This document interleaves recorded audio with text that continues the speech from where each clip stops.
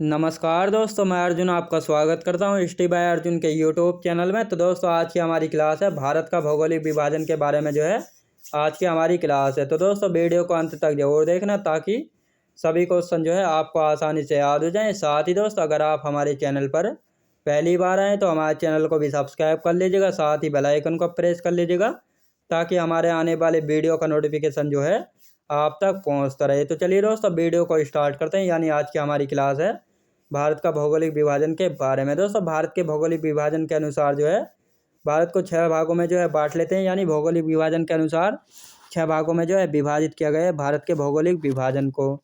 तो ये 6 भाग कौन कौन से, जिसमें भारत का भौगोलिक विभाजन को 6 भागों में बांटा गया है।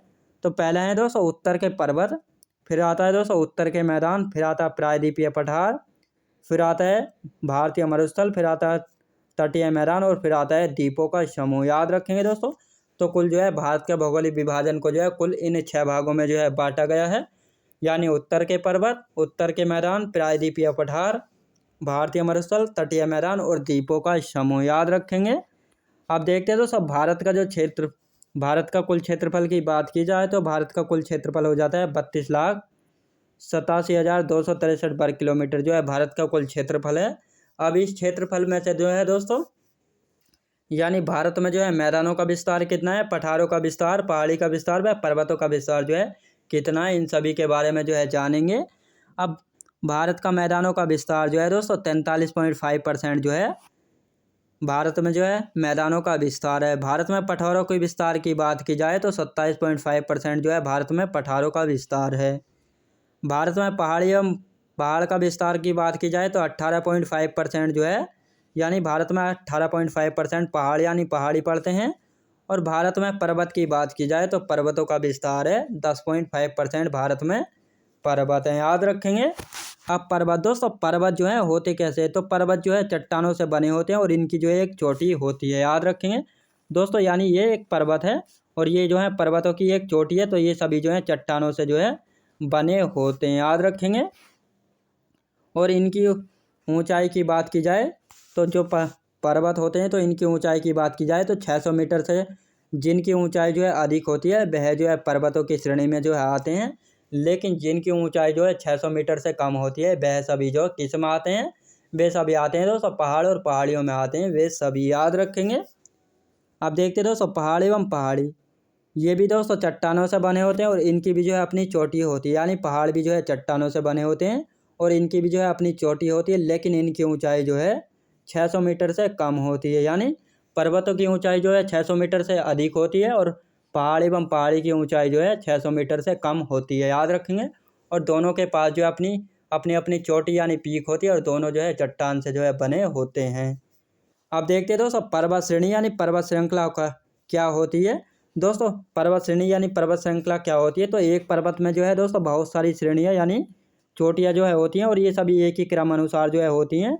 तो इन्हीं को पर्वत श्रेणी यानी पर्वत श्रृंखला कहा जाता है। याद रखेंगे दोस्तों, ये पर्वत है और ये इनमें बहुत सारी चोटियाँ और इन्हीं को पर्वत श्रेणी यानी श्रृंखला कहा जाता है। याद रखेंगे।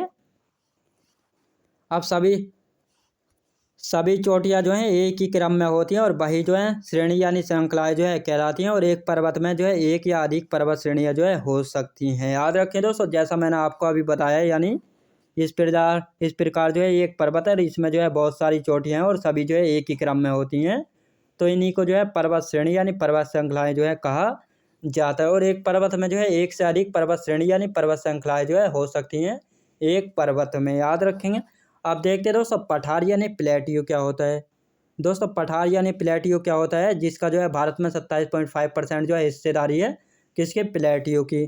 तो यह दोस्तों ऊपर से समतल होते हैं और इनमें कोई चोटी नहीं होती है और 300 मीटर की दूरी से दिखाई देते हैं। दोस्तों, ये एक ज़मीन से ऊपर उठा हुआ भाग होता है और ऊपर से समतल होता है। यानी ज़मीन से ऊपर उठा हुआ कुछ भाग और ऊपर से समतल होता है, तो उसी को क्या कहा जाता है, उसी को पठार कहा जाता है। और इनको 300 मीटर की ऊंचाई से देखा जाता है। याद रखेंगे। इनकी अपनी कोई भी चोटी यानी पीक नहीं होती है। याद रखेंगे। तो ये था पठार यानी प्लेटियो। अब सबसे पहले आते हैं नंबर 1 पर, यानी उत्तर के पर्वतों के बारे में जानेंगे। यानी उत्तर में जो है कौन कौन से पर्वत पड़ते हैं, इन सभी के बारे में आज की क्लास में जो है जानने वाले हैं। उत्तर के पर्वत, यानी उत्तर के पर्वत देख लेते हैं दोस्तों। उत्तर में जो है सबसे उत्तर में दोस्तों ट्रांस हिमालय जो है पड़ता है और यह जो है सबसे पुराना पर्वत है, यानी यह जो है हिमालय पर्वत से जो है पहले बना हुआ है, इसीलिए जो है यह सबसे पुराना पर्वत, प्राचीन पर्वत है। याद रखें दोस्तों, हिमालय से जो है प्राचीन पर्वत है कि जो है दोस्तों इसमें जो है कई सारी श्रेणी आती है। पहली कौन सी है, काराकोरम, दूसरी लद्दाख, तीसरी आती है जास्कर और चौथी कौन सी है दोस्तों, कैलाश पर्वत। और कैलाश पर्वत कहाँ पर है, कैलाश पर्वत श्रेणी जो है तिब्बत में पड़ती है, जो कि तिब्बत जो है चाइना के अंडर में जो है आता है। और जिसमें से जो है तीनों श्रेणियाँ ऊपर की, यानी काराकोरम, लद्दाख और जास्कर, ये तीनों श्रेणियाँ आती हैं भारत में। अब सबसे पहले देखेंगे दोस्तों काराकोरम श्रेणी के बारे में जो है सबसे पहले जानेंगे। यानी काराकोरम श्रेणी, काराकोरम श्रेणी जो है यह भारत की सबसे उत्तरी पर्वत श्रेणी। दोस्तों काराकोरम श्रेणी जो है यह भारत की जो है सबसे उत्तर की जो है उत्तरी पर्वत श्रेणी है। इसे जो है एशिया की रीढ़ भी जो है कहा जाता है। दोस्तों काराकोरम श्रेणी जो है इसको एशिया की रीढ़ भी जो है कहा जाता है, याद रखेंगे। और इस श्रेणी में जो है सबसे ऊंची चोटी, यानी काराकोरम श्रेणी में एक चोटी पड़ती है जिसका नाम है केटू, जो कि काराकोरम श्रेणी की जो है सबसे ऊंची चोटी, जिसकी ऊंचाई है 8611 मीटर जो है ऊंचाई है केटू, यानी गॉडविन ऑस्टिन की। अब ये गॉडविन ऑस्टिन जो है दोस्तों कहाँ पर स्थित है, तो पीओके में स्थित है। अब ये पीओके क्या है, तो पीओके जो है दोस्तों ये भारत का हिस्सा है, यानी पीओके पाक ऑक्यूपाइड कश्मीर, जिस पर जो है पाकिस्तान ने जो है कब्जा कर रखा है, इसीलिए इसको पीओके जो है कहा जाता है। ये जम्मू कश्मीर का हिस्सा है जिस पर जो है पाकिस्तान ने जो है कब्जा कर रखा है और इसी को कहा जाता है पीओके, और यहीं पर स्थित है गॉडविन ऑस्टिन, याद रखेंगे। अब पीओके दोस्तों भारत की जो है सबसे ऊंची चोटी कौन सी है, तो पीओके है। पीओके में पड़ती है केटू, याद रखें। और विश्व की जो है दूसरी सबसे ऊंची चोटी है, याद रखें दोस्तों। केटू जो है पीओके में पड़ती है और भारत की सबसे ऊंची चोटी है, याद रखें दोस्तों। और विश्व की जो है दूसरी सबसे ऊंची चोटी हो जाती है। यदि पूछा जाए कि भारत में जो है हिमालय की सबसे ऊंची चोटी की बात की जाए तो कंचनजंगा हो जाएगी, जो कि सिक्किम व नेपाल की सीमा पर पड़ती है। लेकिन अगर हिमालय की ना पूछा जाए, सीधी पूछा जाए कि भारत की सबसे ऊंची चोटी कौन सी है, तो सीधा आपका राइट आंसर होना चाहिए कि केटू, यानी गॉडविन ऑस्टिन, जिसकी ऊंचाई है 8611 मीटर और पीओके में स्थित है, याद रखेंगे। अब इसी काराकोरम श्रेणी में जो है दोस्तों 4 हिमनद यानी 4 ग्लेशियर भी हैं, जो कि इसी श्रेणी में जो है पाए जाते हैं। तो ये 4 ग्लेशियर कौन कौन से हैं, तो दोस्तों आपने सियाचिन ग्लेशियर का जो है नाम सुना होगा, तो ये इसी काराकोरम श्रेणी में पड़ता है, सियाचिन ग्लेशियर। और विश्व का जो है सबसे ऊंचा युद्ध स्थल है, यानी विश्व का सबसे ऊंचा युद्ध स्थल की बात की जाए तो सियाचिन ग्लेशियर हो जाएगा, जो कि काराकोरम श्रेणी में जो है स्थित है। यानी 1984 में जो है ऑपरेशन मेघदूत द्वारा जो है भारतीय सेना ने इस पर जो है अपना अधिकार कर लिया था, याद रखें दोस्तों। यानी जो सियाचिन ग्लेशियर है 1984 से पहले जो है ये पाकिस्तान के अंडर में था, लेकिन 1984 में जो है ऑपरेशन मेघदूत, भारतीय सेना ने एक ऑपरेशन चलाया था, ऑपरेशन मेघदूत, इसके द्वारा जो है सियाचिन ग्लेशियर पर जो है अपना अधिकार जो है कर लिया था। और यहाँ का टेम्परेचर यानी तापमान की बात की जाए तो -38 डिग्री जो है यहाँ का टेम्परेचर जो है होता है, याद रखेंगे। 3 अन्य हिमनद कौन कौन से है, तो दोस्तों बियाफो हिमनद, हिस्पर हिमनद और बाल्टोरो हिमनद। तो दोस्तों इन तीनों हिमनदों के बारे में जो है इतना विशेष कुछ नहीं है जितना का सियाचिन ग्लेशियर के बारे में, और उसके बारे में मैंने आपको बता दिया है। तो इन बातों को जो है बिल्कुल याद रखेंगे। अब दूसरी श्रेणी आती है, तो दोस्तों दूसरी श्रेणी कौन सी आती है, यानी काराकोरम के बाद दूसरी श्रेणी आती है लद्दाख श्रेणी। कौन सी दोस्तों, लद्दाख श्रेणी। अब लद्दाख श्रेणी के बारे में जानेंगे, यानी लद्दाख श्रेणी की जो है क्या क्या विशेषताएं हैं। सिंधु, दोस्तों लद्दाख श्रेणी यानी सिंधु नदी जो है लद्दाख एवं जास्कर श्रेणी के बीच से जो है बहती है। दोस्तों सिंधु नदी आपको पता है ना, सिंधु नदी जो है लद्दाख एवं जास्कर श्रेणी के बीच से जो है बहती है, और यही जो है कहाँ से, चेमा हिमडुग ग्लेशियर जो है ग्लेशियर से जो है निकलती है, और ये कहाँ पर है, ये तिब्बत में पड़ता है, चेमा युंगडुंग ग्लेशियर, याद रखेंगे। अब लद्दाख के पठार की बात की जाए तो लद्दाख का पठार जो है भारत का सबसे ऊंचा पठार है, याद रखें दोस्तों। भारत का सबसे ऊंचा पठार की बात की जाए तो लद्दाख का पठार है, याद रखेंगे। और लद्दाख का मरुस्थल की बात की जाए तो लद्दाख का मरुस्थल जो है एक शीत मरुस्थल है।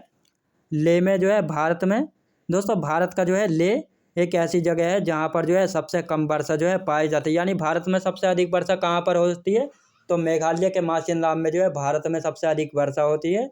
यदि भारत में पूछा जाए कि सबसे कम वर्षा वाला क्षेत्र कौन सा है, तो वह हो जाएगा भारत में पड़ता है लेह। याद रखेंगे, यानी लद्दाख में लेह नाम की जगह है, तो वहाँ पर जो है पड़ता है क्या, सबसे कम वर्षा जो है होती है। याद रखेंगे।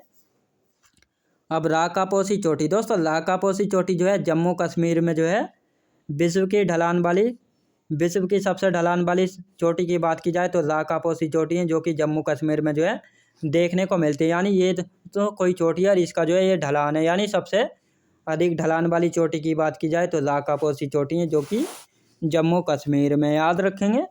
और कैलाश पर्वत दोस्तों, कैलाश पर्वत श्रेणी जो है कहाँ पर पड़ती है, तो ये जो है तिब्बत में जो है पड़ती है। याद रखेंगे दोस्तों, किसका भाग है, ये ट्रांस हिमालय का जो है भाग है। याद रखेंगे।